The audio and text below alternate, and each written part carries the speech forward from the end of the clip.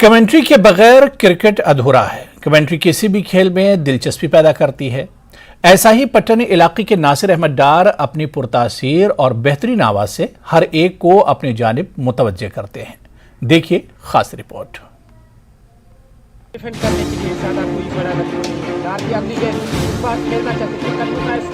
Cricket کے شائقین کے لیے کمنٹری کے بغیر کرکٹ ادھورا ہے۔ درحقیقت کمنٹری تماشائیوں کے لیے تخلیق کو دوگنا کر دیتی ہے۔ شمالی کشمیر کے پٹن سے تعلق رکھنے والے 29 سالہ ناصر احمد ڈار کمنٹری کی دنیا میں اپنا نام کما رہے ہیں۔ ناصر احمد ڈار کی کرکٹ کمنٹری نے سوشل میڈیا کے ساتھ ساتھ مختلف میدانوں میں دھوم مچا رکھی ہے۔ ناصر احمد ڈار نے کمنٹری کا سفر 2007 میں سر سید میموریل کرکٹ ٹورنامنٹ سے کیا۔ پچھلے کئی سالوں سے ڈار نہ صرف وادی کے ہر کونے کونے میں کمنٹری کریں بلکہ وہ جے پور، ہریانہ اور جموں ڈویژن میں بھی کمنٹری کرتے ہیں۔ 2006 میں نے اس کی شروعات کی ہے۔ 2006 سے لگاتار میں کمنٹری کرتے آیا ہوں، اور اس سے پہلے تو آف لائن کمنٹری ہوا کرتی تھی، اور پھر یہ جو ٹرینڈ آیا سوشل میڈیا کا اور آن لائن کوریج ہم نے دینی شروع کی۔ ناصر ڈار کو ہندی کرکٹ کمنٹیٹر ونیت گرگ سے کمنٹری کرنے کی تحریک ملی۔ کئی بھارتی کمنٹیٹروں نے ان کی کمنٹری کو سراہا بھی ہے۔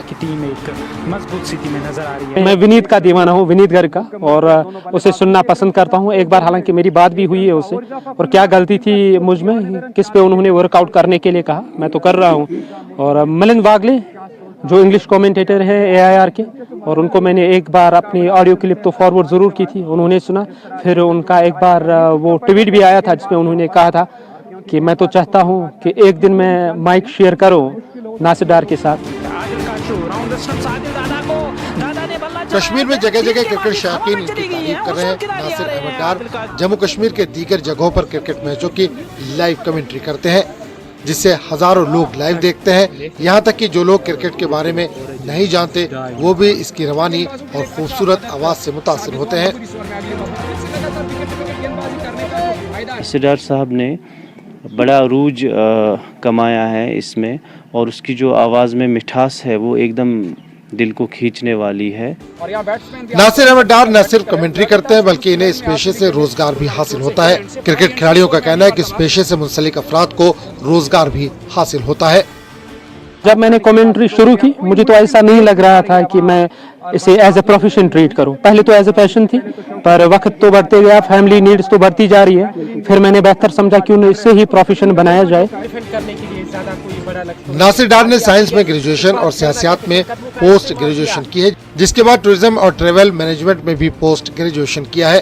انہوں نے شیر Kashmir university of agriculture science and technology Kashmir سے لینڈ اسکیپنگ اور گارڈننگ میں ڈپلوما بھی کیا ہے۔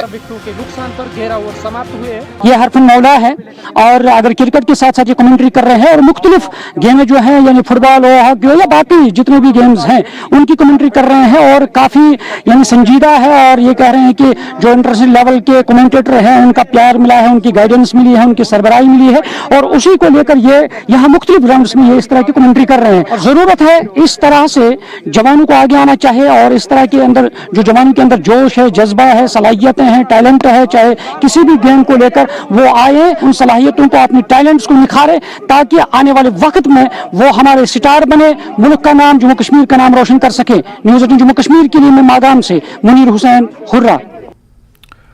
اور چلیے یہاں پر رکیں گے فی الحال چھوٹے سے